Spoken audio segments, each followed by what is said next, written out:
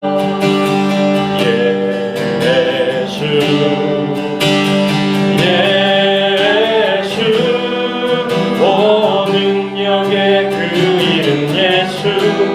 외쳐 부르네.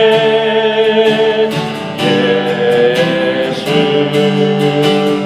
예수 오 구원의 그 이름 예수 나 외쳐 부르네. 예수 그리스도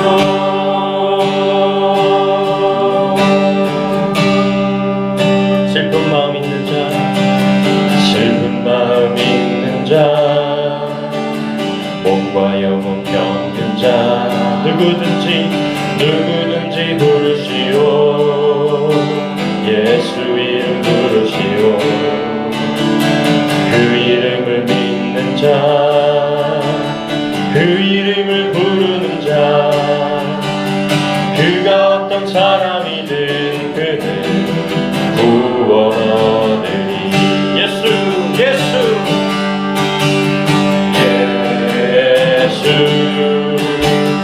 예수 오 능력의 그 이름 예수 나 외쳐 부르네. 예수 예수 오 구원의 그 이름 예수 나 외쳐 부르네. 예수 그리스도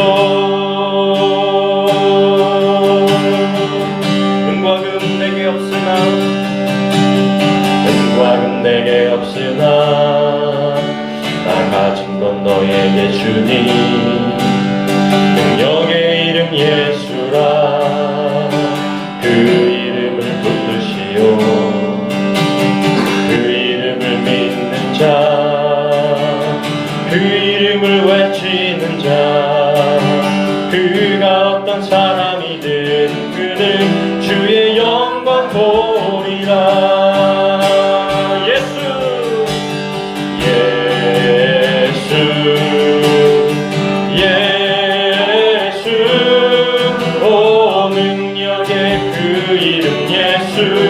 나 외쳐 부르네. 예수 예수 오 구원의 그 이름 예수 나 외쳐 부르네. 예수 그리스도. 사도행전 17장 16절에서 34절까지의 말씀입니다. 오늘 예배하는 저와 여러분에게 하나님의 은혜가 함께 하시기를 소망합니다. 말씀에 앞서서 여러분들에게 퀴즈를 좀 하나 드리겠습니다. 어렵지 않습니다.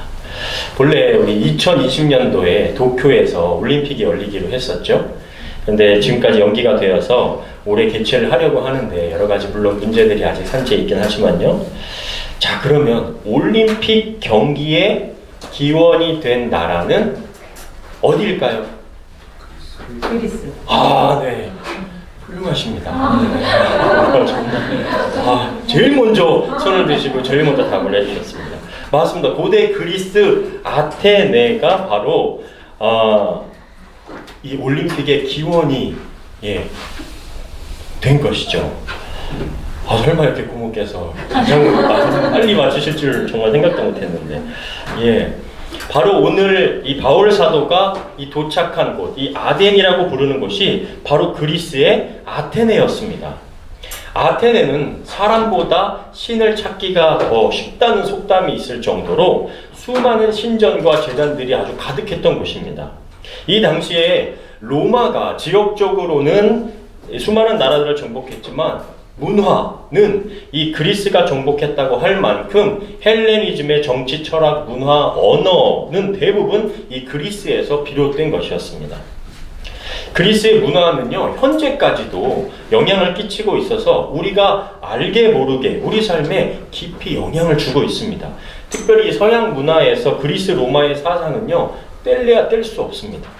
예를 들어서요, 여러분이 온라인 쇼핑을 통해서 주문하실 때 요즘 주로 어디서 많이 하시나요? 그렇습니다. 아마존에서 많이 하시죠? 세계에서 가장 부자가 된 이 제프 베이조스가 바로 아마존의 최고 경영자인데요. 이 아마존의 이름은 그리스 문학에 있는 트로이 전쟁에서 트로이를 도왔던 아마조네스족의 이름에서 따온 것입니다. 아마존 밀림, 아마존 강, 요것도 다 거기서 비롯된 것이고요.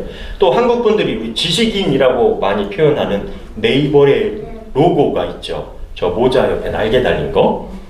예, 그것은 바로 그리스 신화에 나오는 전령의 신 헤르메스를 모티브로 해서 만든 것입니다.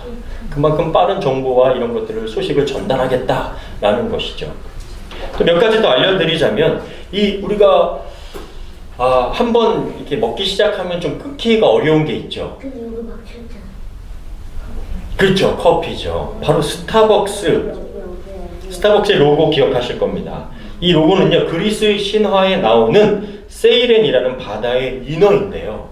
이 세이렌은 아름답고 달콤한 노랫소리로 지나가는 배의 선원들을 유혹해서 죽게 했다는 것으로 알려져 있습니다. 이처럼 스타벅스의 커피는 사람들을 홀려서 더 많이 찾아오게 하겠다라는 그 기업의 뜻을 담고 이 로고를 만들었다고 합니다.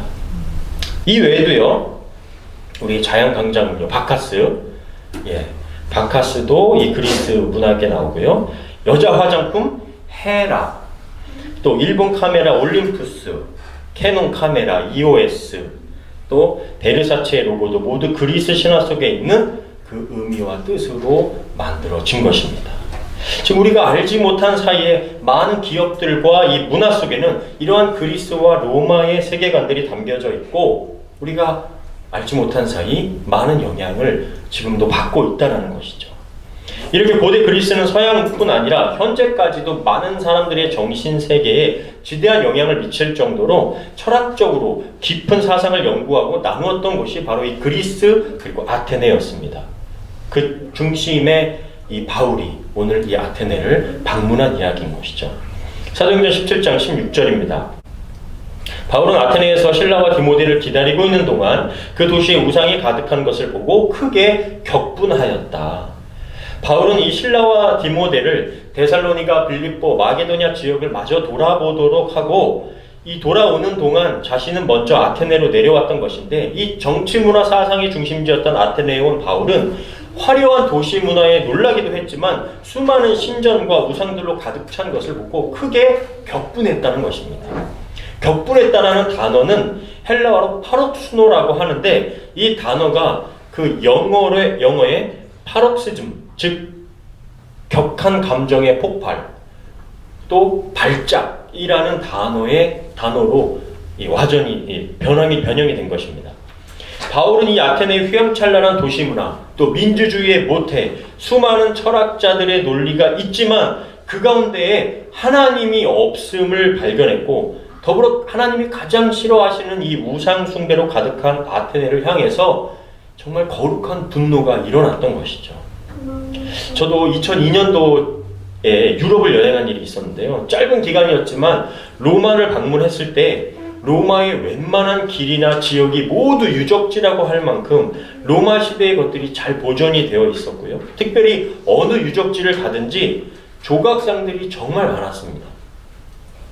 또 사람을 이 조각상 안에 넣고 석고를 부은 것이 아닌가 할 정도로 그 근육의 세밀함까지도 아주 자세히 표현되어 있는 것을 보고 감탄했던 적이 있었습니다. 그러한 조각상들이 대부분 이 그리스와 로마 신화 속의 인물들을 표현했던 것인데 바울이 간 이 아테네는 그 정점에 있었던 곳이었습니다. 바울은 거룩한 분노를 가지고 하나님을 증거하기 시작하는데 오늘 말씀을 읽어보셨던 것을 보시면 아시겠지만 지금까지 하나님을 전하는 방식과는 조금 다른 전달 방식을 바울이 사용하기 시작합니다. 어떤 방식인가 하면 바로 토론하는 것이었어요. 그냥 토론이 아니라 그들의 철학과 종교성을 인정하면서 하나님을 그 안에 담아서 알려주는 방식을 선택했습니다. 사도행전 17장 17절 18절인데요. 그래서 그는 회당에서 유대인 및 경건한 이방인들과 토론하고 또 장터에 나가서 날마다 거기 모이는 사람들과 토론하였다. 그때 에피쿠로스 학파와 스토아 학파의 철학자들도 바울과 논쟁하자 어떤 사람은 이 수다장이가 무슨 말을 하려는가 하였고, 또 어떤 사람은 외국 신들을 선전하는 사람 같다고도 하였다. 그들이 이렇게 말한 것은 바울이 예수님과 그의 부활에 대한 기쁜 소식을 전하고 있었기 때문이었다. 바울은 그동안 해왔던 방식대로 유대인들이 모이는 회당을 중심으로 설교를 했을 뿐 아니라 요즘 표현하면 시장 또 광장으로 나가서 토론의 장으로 바울이 뛰어들었던 것입니다. 우리 한국 사람들이 좀 잘 못하는 것 중에 하나가 바로 이 토론과 설득이라고 하는데요. 한국 사람들은 토론하거나 이렇게 이야기 나누다가 밀리면 그 사람과 원수가 된다고 하더라고요. 토론은 본래 상대방을 존중하는 것에서 시작이 되고, 토론을 통해서 좀 더 나은 의견, 또 더 나은 사회로 만들어가는 것에 그 의미가 있다고 합니다. 어찌 보면 토론이라고 하는 것은 이기거나 지고의 문제가 아니라 서로의 의견을 존중하고 경청하는 것을 배우는 그 장이 바로 이 토론의 장인데, 한국 사람들은 이 토론을 하기에 앞서 너 몇 살이야? 나이를 먼저 따지거나 고향 이런 학벌을 따지는 그런 이 관계 중심적인 사고가 앞서서 토론이 잘 안 되는 나라 중에 한 곳이라고 합니다. 바울은 이렇게 좀 거룩한 분노, 의분이 일어났지만 그 분노를 토론하는 사람을 향해서 직접 쏟아낸 것이 아니라 하나님 없음을 안타깝게 여기는 그 하나님 사랑의 마음으로 다가갔습니다. 이것은 우리 그리스도인들이 배워야 하는 전도의 자세라고 할 수 있겠습니다. 만약 여기서 바울이 막 화나는 것을 정말 이걸 내가 어떻게 해야 되나 하면서 막 띠를 두르고 예수 천당 불신 지옥이라고 막 외치면서 시장을 돌고 막 이랬다면 그 아테네 사람들에게는 그저 미친 사람 취급을 받았을 것입니다. 왜냐하면 아테네는 우리가 조금이라도 들어봤을 만한 철학가들, 사상가들이 예수님이 오시기 전 200~300년 전에 이미 배출되었던 곳이기 때문입니다.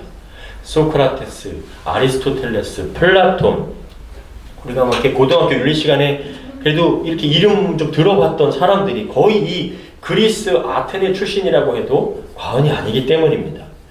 오늘 성경에도요, 이 두 철학 사조가 나오는데 기억을 더듬어 보시면 생각나시는 분들이 있을 겁니다. 바로 에피쿠로스 학파와 스토아 학파입니다. 이 성경에 이렇게 아주 사실적으로 묘사가 나타나고 있어요. 이 에피쿠로스 학파의 중심 사상은 쾌락주의라고 요약할 수 있을 것입니다. 삶의 주된 목적이 쾌락과 행복에 있다는 겁니다. 설령 신이 존재하더라도 이 신은 우리 인간사에는 개입하지 않는다라고 주장을 했고요. 오늘날 유물론자들이나 쾌락주의자들과 그 맥락이 같습니다. 쉽게 표현하면 우리 인간은 죽으면 끝이다. 그 때문에 지금 살고 있는 현재를 즐기면 된다. 그게 제일 중요하다. 이렇게 주장하는 학파가 바로 에피쿠로스 학파였습니다. 스토아 학파는요, 범신론자들이었는데 이 범신론이라는 것은 모든 것에 신이 있다라는 거예요. 우리 한국의 정서를 생각해 보시면 나무에도 신이 깃들어져 있고 어떤 샤머니즘과 접목이 되어 있죠. 또 부엌신도 있었고요. 어디 산속에도 산신령이 있고요. 또 애기 잘 낳게 해준 또 삼신할매 있고요. 그러니까 모든 것에 다 신이 있는 그런 주장과 비슷한 것이에요. 그런데 모든 것에 신이 있다는 것은요, 결국 유일한 신이 없다는 것과 같은 주장이고, 모든 것에 신이 있기 때문에 결국 나도 신이 될 수 있다는 주장과 같다는 거예요. 그래서 인간이 추구해야 할 삶은 자기 수양을 통해 금욕하고 수행해서 현자, 동양식으로 표현하면 군자가 되는 것에 인간의 목적이 있다라고 주장을 했던 것이죠. 여러분들 이런 철학 사조를 가만히 생각해 보면요, 2000년 전의 철학 사조와 지금 현재를 살아가는 어떤 그 인생을 보는 관점들과 크게 차이 나지 않다는 걸 느끼실 수 있을 거예요. 여러분 욜로라는 단어 아시잖아요. 인생은 한 번뿐이다를 외치면서 자기의 행복을 가장 중시하고 소비하는 삶의 행태가 바로 요즘 또 젊은이들 사이에 많이 드러나고 있다고 하죠. 에피쿠로스 학파의 사조와 매우 비슷하다는 겁니다. 쾌락주의. 또 명상하고 공부하고 치열하게 자아 실현을 이루어서 성공해야 된다는 삶의 모습은 어찌 보면 스토아 학파의 한 부류처럼 느껴지는 것이죠. 그러니까 한쪽은 쾌락주의, 한쪽은 금욕주의의 이 대표 양대산맥 철학이 그 광장에 모여서 막 설전을 벌이고 있으니까 이 가운데서 하나님을 증거한다는 것은 여간 어려운 일이 아닐 수 없었던 것이죠. 바울이 전하는 이야기를 들은 철학자들이 바울의 이야기를 들으면서 막 비웃으면서 이렇게 얘기했습니다. 이 말쟁이, 이 수다쟁이가 하는 무슨 말을 하고자 하느냐? 이 말은요, 이 사람은 말 좀 하네? 이게 아니라 여기서 말쟁이, 수다쟁이를 직역하면, 헬라어를 직역하면 씨앗을 줍는 자라는 표현이랍니다. 씨앗을 줍는 자. 그러니까 이것은 마치 닭이 씨앗을 콕콕콕 쪼아 먹는 것처럼 개념들을 쪼아서 그 개념들을 제대로 이해하지도 못하고 내뱉는 자를 비아냥거리면서 표현하는 말이 바로 이 말쟁이, 수다쟁이였어요. 그러니까 바울을 얼마나 우습게 보고 이야기한 것인지 알 수 있겠죠. 바울의 이야기의 철학자들은 19절에 이야기한 것처럼 그래요, 뭔가 좀 새로운 이야기가 있나 보네. 이 사람들이, 그리스 아테네 사람들이 했던 일은 새로운 사상, 새로운 이야기를 시장에 모여서 서로 간에 막 이야기하고 그거 듣느라고 하루를 다 보낼 정도였어요. 뭔가 새로운 이야기를 하니까 관심을 갖게 되었고 그들이 이 아레오바고라는 곳으로 함께 가자고 이야기합니다. 아레오바고라는 곳은 법정의 역할을 하는 곳으로 종교적인 것, 적인 문제에 있어서 사법권을 행하는 장소였습니다. 그러니까 바울의 새로운 사상을 검증해 보기 위해서 아레오바고 법정으로 바울을 데리고 간 것이에요. 그리고 이 아레오바고에서 100분 토론이 펼쳐지는 겁니다. 바울은 아테네 사람들에게 무조건 너희들 지금 잘못하고 있다 라고 하면서 일방적인 전도를 한 것이 아니라 아테네 사람들이 행하는 종교적인 태도를 인정하고 또 칭찬하는 것처럼 하면서 제대로 된 신, 유일한 하나님을 전해 주는 것처럼 지혜롭게 전달합니다. 사도행전 17장 22절 23절인데요. 바울은 아레오바고 광장 가운데 서서 이렇게 연설하였다. 아테네 시민 여러분, 내가 보기에 여러분은 모든 면에서 종교심이 많은 분들입니다. 내가 이리저리 다니며 여러분의 예배처를 살피다가 알지 못하는 신에게라고 새긴 제단도 보았습니다. 그래서 여러분이 지금까지 모르고 예배해온 그 신을 내가 알려주겠습니다. 이렇게 아주 지혜롭게 전달을 하는 것이죠. 바울이 정말 처음에 가졌던 그런 분노로만 감정적으로 대했다면 아테네 사람들이 바울의 말을 잘 듣지 않으려고 했었을 겁니다. 왜 미친놈이 저 승질을 부리고 난리야 라고 했었겠죠.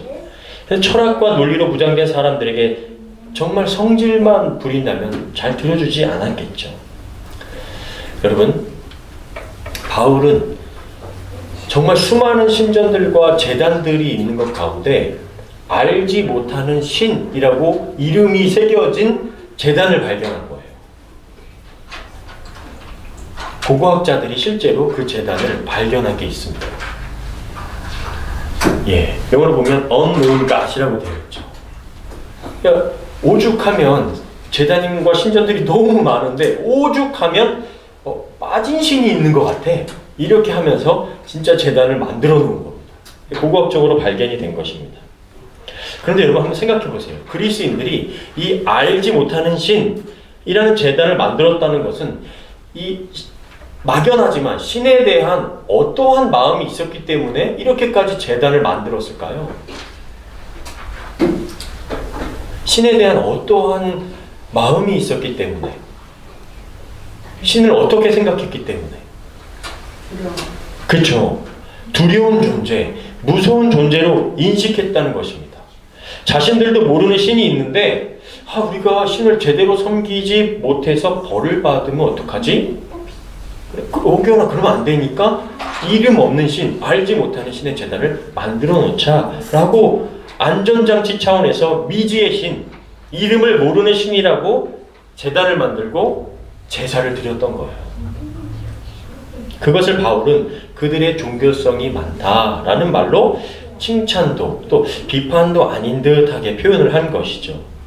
그 알지 못한 신이 어떤 신인지 알려주겠다 하면서 하나님을 전하기 시작한 겁니다. 바울의 센스가 정말 빛을 발하는 순간이죠. 사도행전 17장 24절 25절인데요. 그 신은 바로 천지 만물을 창조하신 하나님이십니다. 그분은 하늘과 땅의 주인이시므로 사람의 손으로 만든 신전에서 사시지 않으며 또 무엇이 부족한 것처럼 사람이 드리는 것을 받지도 않습니다. 그분은 모든 사람에게 생명과 호흡과 만물을 직접 주신 분이시기 때문입니다. 아멘. 여러분, 바울은 정확하게 아테네 사람들이 놓치고 있는 부분을 짚어주면서 하나님을 전하죠. 아테네에 가득한 신전들과 조각상들은 누구의 손으로 만든 겁니까? 사람의 손으로 만든 거죠. 어떤 신이 사람의 도움이 필요하고 사람의 손으로 만들어집니까? 온 우주와 천지 만물을 창조하신 분이 신전에 갇혀 계실 수 있겠습니까? 하나님께서 돈이 필요하십니까? 건물이 필요하십니까? 먹을 것이 필요하십니까? 모든 것이 하나님의 손 안에서 창조된 것인데 아니 무엇이 더 필요하겠습니까? 그분이 바로 하나님이십니다. 고대의 종교들을 보시면 이 신의 노여움을 잠재우기 위해서 짐승을 바치다 못해 사람을 바치는 인신 제사를 드렸습니다. 왜 그렇게까지 나아갔다고 생각하십니까? 신에 대한 두려움 때문이죠. 어떤 신인지 모르니까 막연한 두려움 때문에 진노를 잠재워야 된다는 생각을 한 것이죠. 그런 막연한 두려움 속에 사는 사람들에게 하나님은 예수 그리스도를 보내셔서 이제 그런 종교적인 행위, 제의적인 행위 하지 마라. 필요 없다. 신전보다 더 중요한 것은 너희들의 마음이 내게로 돌아오는 것이다를 계속해서 전달하시는 겁니다. 내가 너희들의 아버지인 것을 기억해라. 너희들과 온전한 관계가 회복되길 원한다라고 하시면서 아빠, 아버지라고 부르라고 우리에게 말씀해 주십니다. 하나님은 그 관계가 다시 회복되시기를 간절히 원하고 바라시는 줄 믿으시기 바랍니다. 그런데 교회를 다니면서요, 많은 헌금을 하고 또 봉사 열심히 하면 하나님을 위해서 내가 무언가를 한 것처럼 느끼고 착각하면서 어깨에 힘주고 다니는 사람들이 생긴다라는 거예요. 저와 같은 사람들이 그런 착각에 빠질 수 있죠. 교회 오래 다니신 분들이 그런 착각에 빠지실 수 있습니다. 마치 내가 하나님의 일을 대신 해드린 것처럼 착각한다는 말입니다. 그것이 고대의 신전 또 제단들을 세워놓고 그 앞에서 열심히 제사 드리는 사람들의 모습이었던 거예요. 그리스도인은 하나님과 온전한 관계를 이루는 사람이 되는 것이에요. 그것이 교회를 다니는 이유와 목적입니다. 예수님이 가신 그 길을 따르고 내가 길이요 진리요 생명 되신 그 하나님과 교제하면서 그 예수 그리스도를 바라보며 그 길을 따라갈 때 우리에게 구원이 있다는 것입니다. 내가 교회를 위해 내가 하나님을 위해 한 게 얼마인데 하는 사람들에게 하나님은 착각하지 말라고 하십니다. 그게 구원을 이루는 게 아니기 때문이죠. 오늘 바울이 말한 대로 하나님은 무엇이 부족하신 분이 아니세요. 사도행전 17장 28절 29절입니다. 우리는 그분 안에 살고 움직이며 존재합니다. 여러분의 시인 가운데 어떤 사람이 말한 것처럼 우리도 그분의 자녀입니다. 이와 같이 우리가 하나님의 자녀가 되었으니 신을 사람의 생각과 기술로 금이나 은이나 돌이 새긴 형상 따위로 여겨서는 안 됩니다. 이제 우리의 존재는 하나님 안에서 자녀가 되었다는 것을 다시 한번 깨달을 때 제대로 자유롭게 신앙생활, 우리 인간 삶을 살아갈 수 있다는 거예요. 여러분, 저의 자녀들이 제2의 소희가 한 집에서 살고 있잖아요. 아버지인 저와 함께 이야기하고 밥 먹고 또 공원도 산책하고 놀 수도 있고 그렇게 정말 교제할 수 있는데 아이들이 갑자기 어느 날 나무를 깎기 시작합니다. 저 비슷하게 막 안경 씌워놓고 막 형상을 만들어 놓고 그 앞에서 갑자기 애들이 절하고 막 과일을 바치고 기도를 하면 그것만큼 정신 나간 행동이 어디 있어요? 얘들아, 아빠 여기 있다. 얘들아, 아빠 여기 있잖아. 저걸 갖고 그렇게 무시를 하면서 나무 아빠 이러면서 그러면 여러분 제가 이상한 겁니까? 애들이 이상한 겁니까? 애들이 이상한 거죠. 정신 나가는 거죠. 하나님이 보시기에 우리가 그렇게 살아간다는 거예요. 엉뚱한 것을 하나님처럼 여기면서 그것을 신처럼 여기며 살아가니 하나님 마음이 얼마나 무너지겠어요. 얘들아, 나 여기 있다. 나에게로 돌아와라. 너희들 다른 거 아무것도 안 해도 돼. 그저 아빠 아버지, 하나님 아버지, 아빠 아버지를 찾으면 된다. 근데 왜 엉뚱한 데다가 아빠라고 부르면서 하나님이라고 여기면서 살고 있니? 갈라디아서 4장 6절 우리 한번 같이 읽겠습니다. 시작. 너희가 아들이므로 하나님이 그 아들의 영을 우리 마음 가운데 보내사 아빠 아버지라 부르게 하셨느니라. 아멘. 예수의 영, 성령을 통해 우리가 하나님의 자녀인 것을 알게 해주십니다. 그래서 여러분이 신이 없다고, 세상에 신이 어디 있어? 라고 믿는 그 무신론이 내 인생에 있어서 더 자유롭고 행복할 것 같지만 수많은 무신론 철학자들, 신은 없다고 주장했던 수많은 철학자들이 난 자유해 라고 하면서 살았는데 그 주어진 자유를 어떻게 할 수가 없어서 불륜하거나 정신병에 걸리든지 추악에 자살한 사람이 한두 명이 아닙니다. 하지만 내 존재가 하나님 안에서 자녀가 되었다는 정체성, 믿음, 하나님의 살아계심을 경험하면 우리의 삶의 방향과 하나님의 자녀된 존재의 그 인식으로 인해서 진정한 자유와 평안과 행복을 누리며 산다는 것입니다. 바울은 하나님을 증거하면서 과거에 우리가 몰랐을 때는 그 우상 만들어 섬기는 것을 그냥 내버려 두셨지만 이제는 예수 그리스도를 통해 우리가 하나님께로 나아갈 수 있게 된 이후로는 이제 그렇게 하는 것에 대해 정의와 공의로 심판하신다라고 전합니다. 그 증거가 바로 예수 그리스도의 부활이다라고 말씀하고 있어요. 사도행전 17장 31절입니다.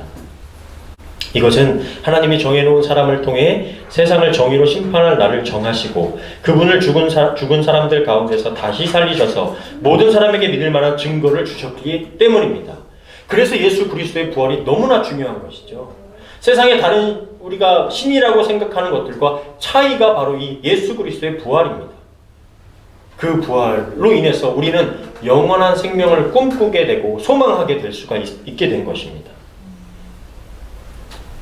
바울의 이야기를 듣던 아레오바고의 사람들은 이 부활이라는 말에 비웃는 사람도 있고 또 더 들으려는 사람도 생겼습니다. 아테네 바울의 선교의 결론은 34절에 이렇게 기록됩니다. 그때 몇 사람이 바울을 따르고 믿었다. 그 중에는 아레오바고 법관 디오누시오와 다말이라는 여자와 그 밖에 몇 사람이 있었다. 여기에 기록된 법관 디오누시오와 다말이는 아마도 그 지역에서 좀 알려진 이름이었기 때문에, 알려진 사람들이었기 때문에 좀 기록이 된 것 같습니다. 혹자는 다른 지역에 비해 이 아테네에서의 바울의 선교는 좀 성과가 없었기 때문에 실패 아니었냐 이렇게 말하기도 합니다. 그런데 하나님의 관점으로는 전혀 실패가 아니죠. 디오누시오와 다말이와 그의 몇 사람들로 인해 누군가는 예수 그리스도를 주님으로 모시게 되었을 것이고 더불어 그 복음이 퍼져나가 지금의 저와 여러분이 있기 때문입니다. 사랑하는 저와 여러분, 한번 생각해 보시기 바랍니다. 하나님께서요, 인생의 행복의 기준을 정해 놓으셨다면 과연 우리는 얼마나 그 기준에 부합할 수 있었을까요? 하나님께서 성경책에 행복은 말이야 하면서 이렇게 돼야 돼 라고 행복의 우리 삶의 기준을 정했다고 생각해 보세요. 한 달의 수입은 10,000불 이상이 돼야 된다.